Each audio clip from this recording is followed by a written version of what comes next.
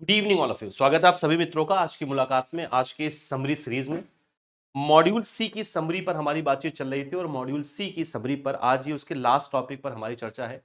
Banking sector में reform जो हुए हैं उन पर ये बातचीत चल रही थी। इसके पहले हिस्से पर यानी मॉड्यूल सी का जो लास्ट यूनिट है उसके पहले हिस्से पर हम पहले बातचीत कर चुके हैं क्योंकि इसके दो पार्ट है। इसके दूसरे पार्ट पर हम चर्चा करने वाले हैं कि क्या बैंकिंग सेक्टर में डेवलपमेंट रहा है। तो आज जो हमारी बातचीत होगी वो बेसिकली होगी एनएआरसीएल पर, national asset reconstruction Company Limited, जिसको आप कहते हैं बोलचाल की भाषा में इसे बैड बैंक नाम से भी जाना जाता है। इस पर आज मेरी आपसे पूरी पूरी चर्चा होने वाली है। पिछली मुलाकात में मैंने नैबफिड पर पूरी पूरी चर्चा की थी। क्लियर है? मॉड्यूल ए और मॉड्यूल बी इसकी समरी हम लोग पहले ही डिस्कस कर चुके हैं और आज मॉड्यूल सी की समरी को भी हम लोग कंप्लीट कर ले रहे हैं, यानी अगली मुलाकात मॉड्यूल डी की समरी से होने वाली है। समरी में आपको फिर से याद दिला दूं, मॉड्यूल सी और डी में मैकमिलन में आपको समरी बहुत कम दिखाई देगी या कई यूनिट में नहीं है। तो अपनी तरफ से मैं समरी यहां पर बनाकर ला रहा हूं और कोशिश ये है कि आपके साथ समरी इस तरीके से डिस्कस किया जाए ताकि आपका वो पूरा टॉपिक कंप्लीट हो जाए। इसलिए ये समरी क्लास आपके लिए सिर्फ समरी क्लास नहीं है, बल्कि उससे कहीं ज्यादा है जिस पर मैं डिस्कशन कर रहा हूं। तो शुरू करते हैं फिर आज की चर्चा। मॉड्यूल सी के लास्ट यूनिट के आखिरी हिस्से पर हम बातचीत करेंगे। अगली मुलाकात से हमारा मॉड्यूल डी शुरू हो जाएगा। आज हम जो बातचीत करने वाले हैं वो चर्चा करेंगे एनएआरसीएल पर। क्लियर है? एनएआरसीएल असल में अकेले संस्था स्टैब्लिश नहीं की गई थी। एनएआरसीएल और आईडीआरसीएल, है ना, इन दोनों पर हमारी बातचीत हुई थी। जितनी बात मैं आपको पहले बता रहा हूं वो सारी चर्चा आपको यहां पर नोट्स में भी दिखाई देगा। क्लियर है? तो इसको आप समझते चलिए। आज हमारी जो चर्चा होगी वो होगी एनएआरसीएल पर। एनएआरसीएल, इसको ठीक से समझिएगा। और इसके साथ ही स्टैब्लिश किया गया आईडीआरसीएल। क्लियर? एनएआरसीएल का पूरा नाम है National asset reconstruction Company Limited. IDRCL का पूरा नाम है India Debt Resolution Company Limited. Clear है? तो ये दोनों स्टैब्लिश किए गए थे। एनएआरसीएल को हम अपनी बोलचाल की भाषा में बैड बैंक के नाम से भी बुलाते हैं। इनको स्टैब्लिश किया गया था 7 जुलाई 7 जुलाई 2021 को। क्लियर है? और उसके साथ ही साथ आईडीआरसीएल भी स्टैब्लिश किया गया था, India Debt Resolution Company Limited जिसको हम बोलते हैं।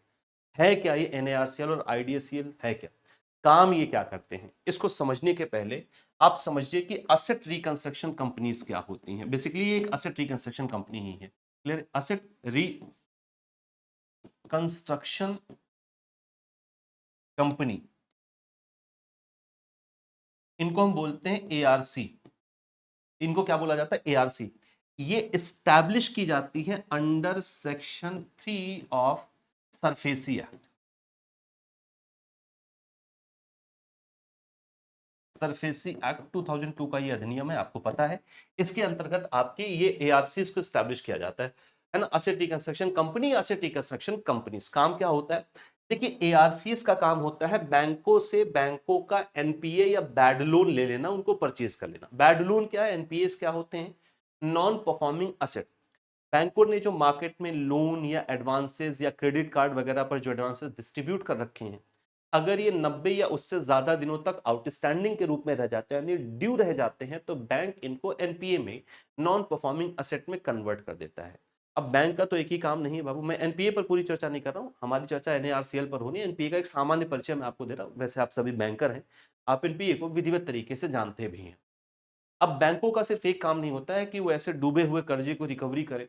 बैंकों के पास और भी बहुत सारे फंक्शंस हैं, बहुत बैंक उनमें भी इन्वॉल्व रहते हैं। लेकिन बैंकों के लिए जरूरी है, और अब तो खैर एनपीए पर बहुत ज्यादा कंट्रोल हो चुका है, लेकिन एनपीए आज भी बैंकों के लिए एक समस्या है।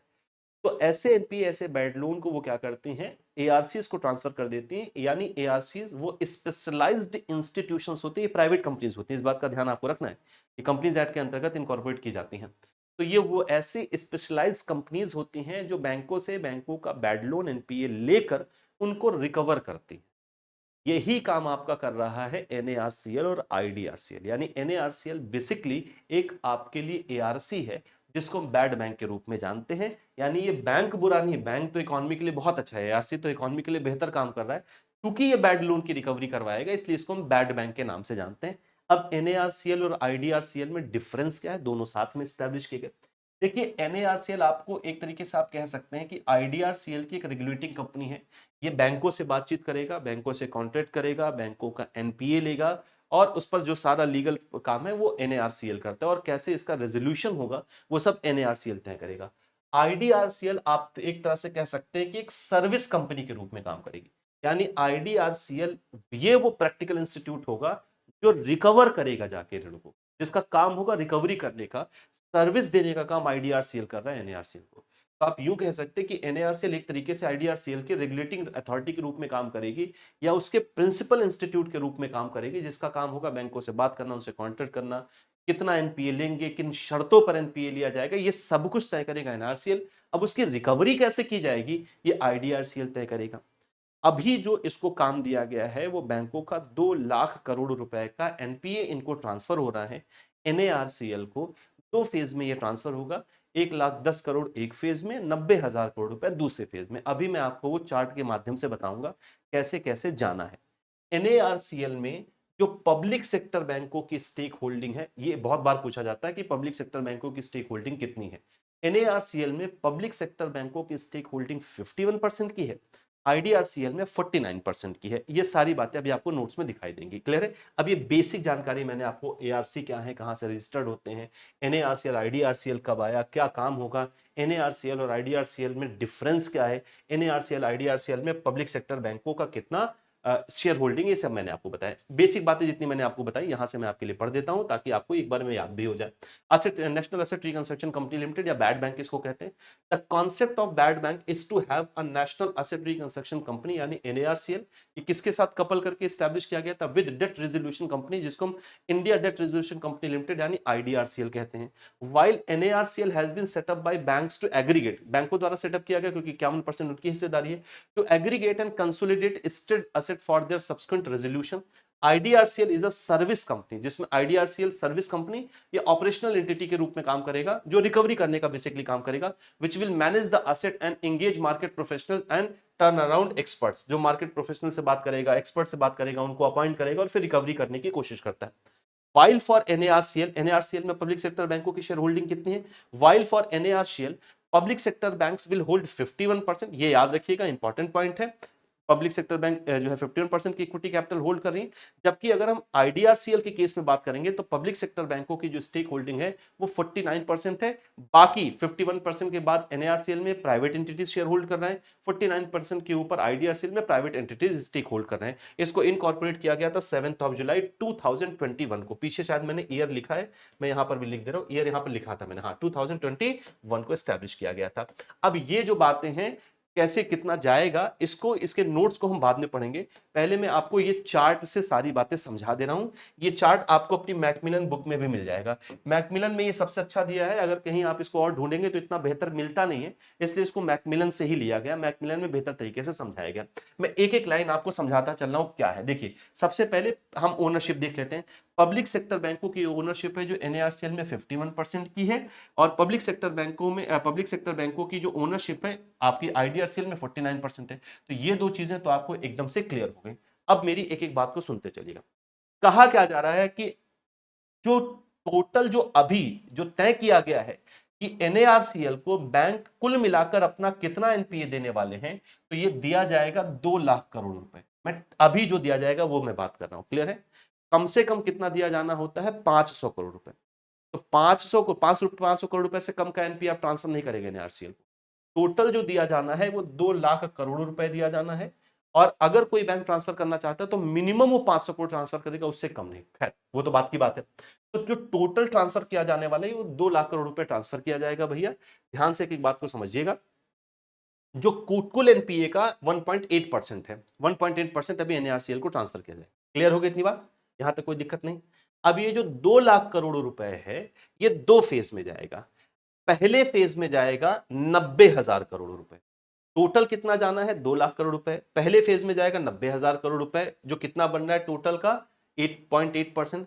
दूसरे फेज में जाएगा 1,10,000 करोड़ रुपए, जो 1% बन रहा है। क्लियर होगी इतनी बात? अब उम्मीद है कि ये टोटल में से पहले फेज में कितना जा रहा है, दूसरे फेज में कितना जा रहा है, ये बात क्लियर हो गया।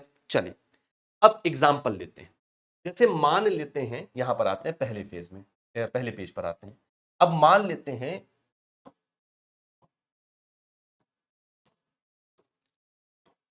यहाँ पर देखते अब मान लेते हैं भैया कि स्टेट बैंक ऑफ इंडिया ने, ध्यान से समझिएगा, मान लेते हैं कि स्टेट बैंक ऑफ इंडिया ने एग्जाम्पल के तौर पर, एग्जाम्पल है, ध्यान से समझिएगा। मान लेते हैं कि स्टेट बैंक ऑफ इंडिया ने 1,000 करोड़ रुपए का एनपीए जो है वो किसको ट्रांसफर कर दिया? एनएआरसीएल को ट्रांसफर कर दिया। क्लियर है? NARCL को ट्रांसफर कर दिया। ये बहुत इंपॉर्टेंट है, इसको ध्यान से समझिएगा।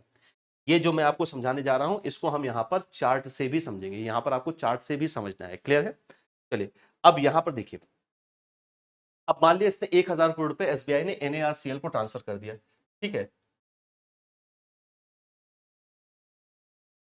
NARCL को ट्रांसफर हो गया। अब NARCL को SBI ने अगर 1000 करोड़ रुपए ट्रांसफर कर दिया तो SBI को इसमें क्या मिलेगा? पैसा तो वास्तव में SBI का है ना, लोन तो उसका डूबा है।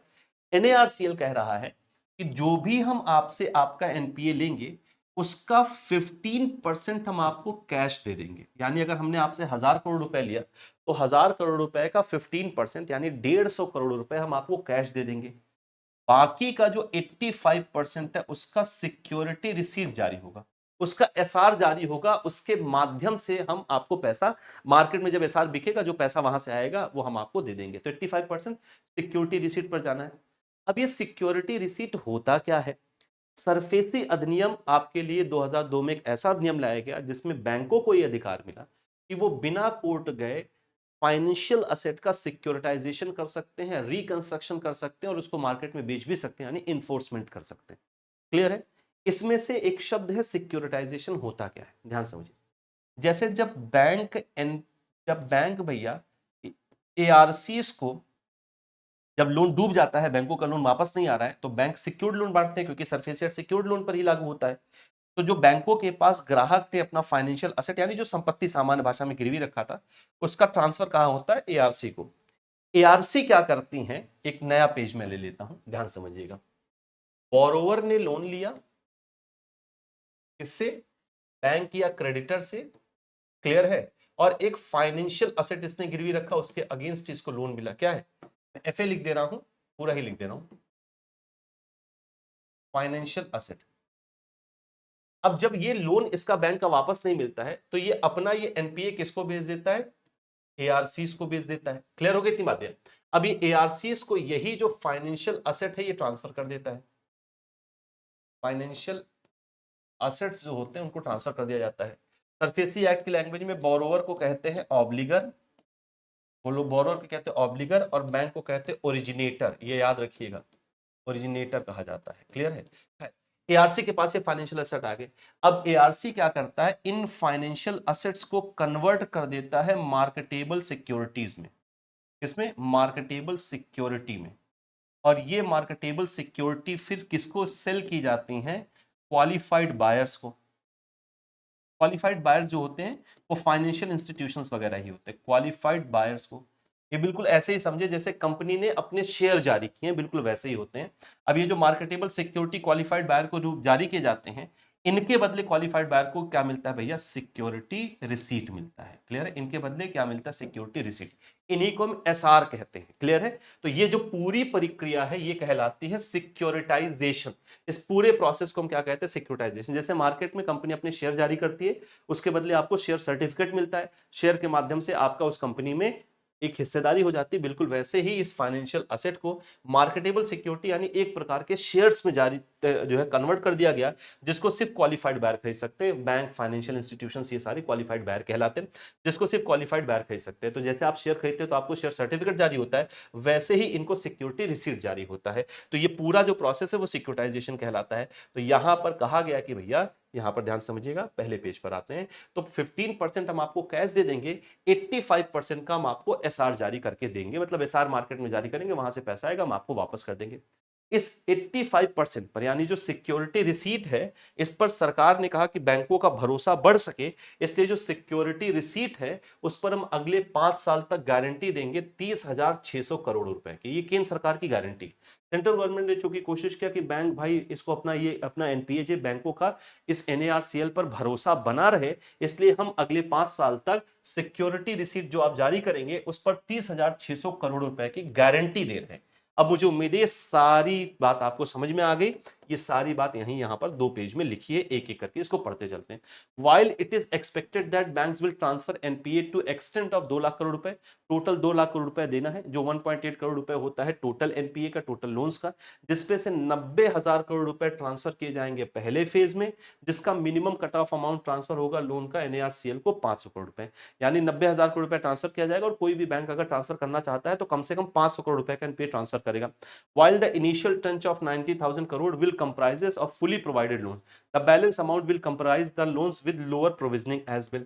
आगे क्या कहा जा रहा है? It is expected that sale of the bad loan to NARCL will be against 15% cash. आप जो भी लोगे उसका 15% आप कैश दोगे, बाकी जो 85 का बैलेंस बचा है उसके अगेंस्ट आप सिक्योरिटी रिसीट्स जारी करते हो। Initially the central government is expected to guarantee the SRR, शुरुआत में जो एसआरआर की जो गारंटी है सेंट्रल गवर्नमेंट वो कितने की ले रहा है? 30,600 करोड़ रुपए की सरकार गारंटी भी ले रहा है अगले 5 साल के लिए।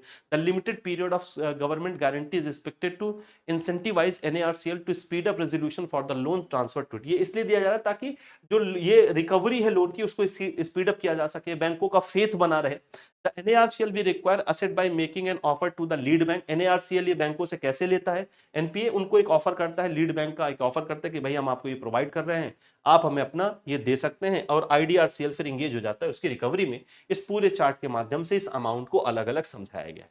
तो ये था भैया आपके एनएआरसीएल की पूरी कहानी। आज के लिए इतनी ही चर्चा रखते हैं। मॉड्यूल सी का भी आज हम लोगों ने पूरा कवर कर लिया है समरी। मॉड्यूल ए पहले ही कवर कर चुके थे, ये सारी क्लासेस आपको इसी चैनल पर मिल जाएंगी। तो आज के लिए फिर इतनी ही चर्चा रखते हैं दोस्तों। बाकी अगर आप सीरियसली अपने पेपर को टारगेट कर रहे हैं नवंबर के पेपर को, तो आप हमारे जेआईबी महापैक में आ सकते हैं। इस महापैक के विषय में मैं लगातार आपको जानकारी देता रहता हूं। इसके अलावा कंबाइंड महापैक है जिसमें आपको जेआईबी सीआईबी सबकी क्लासेस मिलेंगी। आपको सीआईबी एग्जाम के लिए अलग से कुछ भी परचेज करने की जरूरत नहीं है। यह महापैक आपको 2 वैलिडिटी में मिल रहा है, 1 ईयर और 2 ईयर। फाउंडेशन बैच 2.0 भी लॉन्च कर दिया गया है, बिल्कुल नया बैच है ये। अगर आप सिंगल एक बैच लेना चाहते हैं तो आप फाउंडेशन बैच में आ सकते हैं। अगर आपका सिर्फ एक ही सब्जेक्ट रुका है तो आप फिर पूरा बैच ना लेकर केवल एक सब्जेक्ट भी परचेज कर सकते हैं, वो ऑप्शन भी आपके पास है। कुछ भी आप मुझसे और पूछना चाहते हैं, जानना चाहते हैं, तो आप इस क्यूआर कोड को स्कैन करके टेलीग्राम ग्रुप से जुड़ जाएं। क्यूआर कोड को स्कैन करने में कहीं कोई दिक्कत आ रही है तो आप सिंपली टेलीग्राम पर सर्च करें आशीष सर जेआईबी सीआईबी एग्जाम्स, आप इस माध्यम से भी मुझसे जुड़ सकते हैं। तो आज के लिए फिर इतनी ही चर्चा रखते हैं। अगली मुलाकात जब आपसे होगी तो मैं मॉड्यूल डी के समरी पर शुरुआत करूंगा और सारे टॉपिक को कवर करूंगा। बहुत बहुत धन्यवाद आज के लिए।